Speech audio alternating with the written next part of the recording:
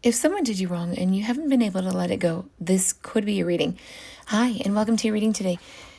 This is a carry-on from a continuation from yesterday's reading. So if you haven't seen that reading, please click on the plus, and that addresses these cards. And now we're going to ask why this person or this group of people or whatever it was that affected you, that you haven't been able to let it go, why it happened. With this card, this is a person who could be beautiful, alluring, but they're also superficial and shallow. But people don't always see that from the outside.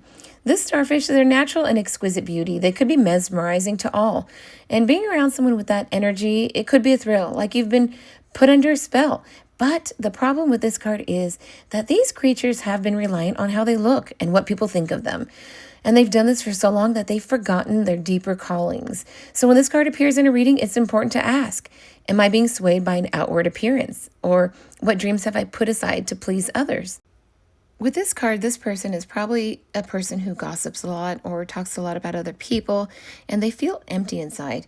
And I wanted to get some clarification, and I know it's going to be different for everyone, but what happened was this person took on a masculine energy. They could have been male or female, but they took on the energy of the aggressor, the one that would take action. And this card typically means this could be like a light flirtation. That's what the Knight of Wands means. With this card, this could be someone who took action and they were very bold in their action.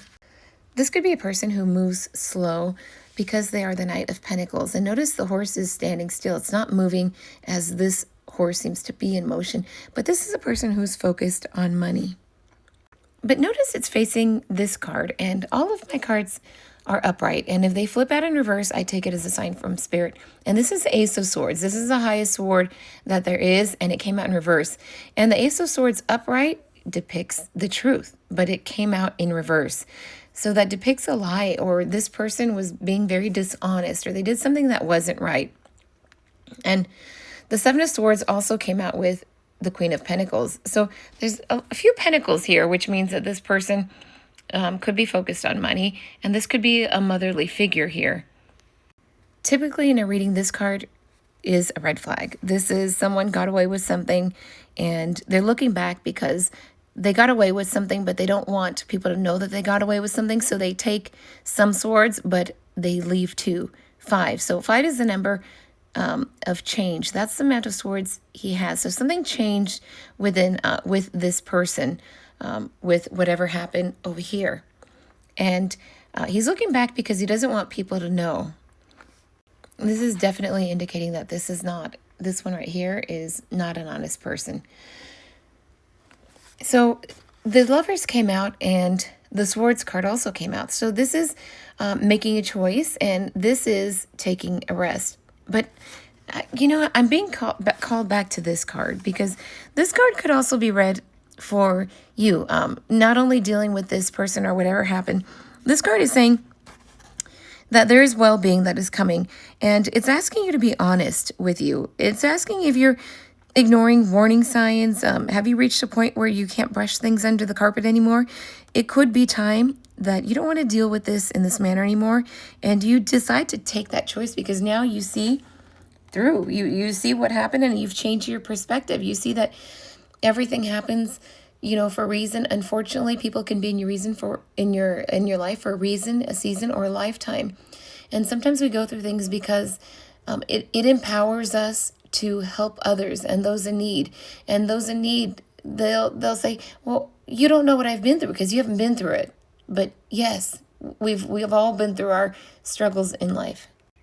So you come to a point where you're learning self-love, and this is something that everybody goes through in life. We all get to a point where we need to learn this, and you learn to love yourself, and you do whatever you need to do to ensure good health and well-being.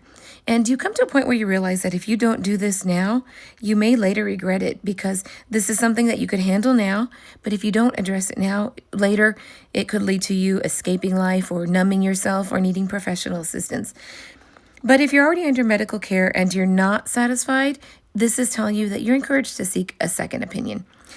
So in terms of health, this could indicate a trip, or maybe a fall or a small illness, maybe food poisoning, or over here in yesterday's reading, it came, I accidentally said beer instead of deer, so maybe you drank too much, and that is coming out in this card as well. These cards came out at the end of the reading, and in yesterday's reading, I had mentioned that when 3 cards come out, they usually denote the past, the present, and the future. So we see a timeline over here of what happened, the dishonesty, and then over here. And we get to the end of this timeline, and this is showing that you are going to be coming to a point of healing.